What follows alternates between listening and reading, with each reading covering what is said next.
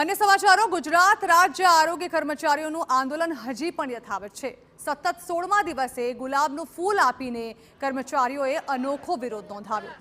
गांधीनगरनी सत्याग्रह छावणीमां एकत्र थया आरोग्य कर्मचारीओ सरकार आ अंगे मांग नहीं स्वीकारे त्यां सुधी आंदोलननी चीमकी उच्चारवामां आवी छे। टेक्निकल केडरमां समावेश, ग्रेड पेमां वधारानी मांग, खाताकीय परीक्षा रद्द करवा माटे पण तेओ मांग करी रह्या छे। महासंघ आदेश नहीं आपे त्यां सुधी आंदोलन नहीं समेटाय। टर्मिनेट कर्मचारीओ पण आंदोलनमां जोडाया होवानुं सामे आव्युं छे। गुजरात राज्य आरोग्य कर्मचारी मंडल द्वारा 17/3/2025 थी ચોક્કસ મુદ્દાની હડતાલ આપવામાં આવી છે। આજે અમારી હડતાલનો 16મો દિવસ છે। અમારી હડતાલ કોઈ પણ પૂર્ણ જાહેર કરી નથી। જ્યાર સુધી અમારા પ્રમુખ શ્રી ગુજરાત રાજ્ય આરોગ્ય કર્મચારી મંડળ દ્વારા કહેવામાં નહીં આવે ત્યાર સુધી અમારા હક માટે અમે લડતા રહીશું અને અમે અહીંથી હટવાના નથી। સરકારે દાવો કર્યો છે તદ્દન વાહિયાત છે। અમુક જિલ્લામાં કર્મચારીઓ પરત ફર્યા પછી હાજર રિપોર્ટ આપ્યા પછી પણ એ પોતે હડતાલમાં જોડાઈ ગયા છે। અત્યારે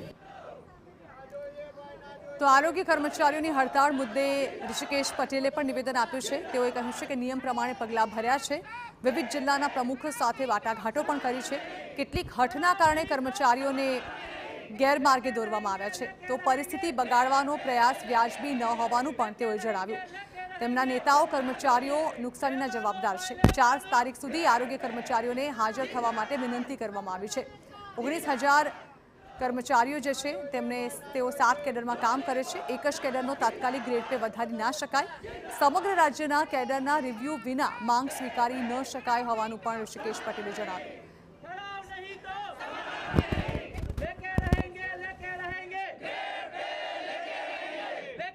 અત્યારે ટોટલ 19,200-300 જેટલા કર્મચારીઓ ટોટલ આ 7 કેડરોમાં કામ કરી રહ્યા છે।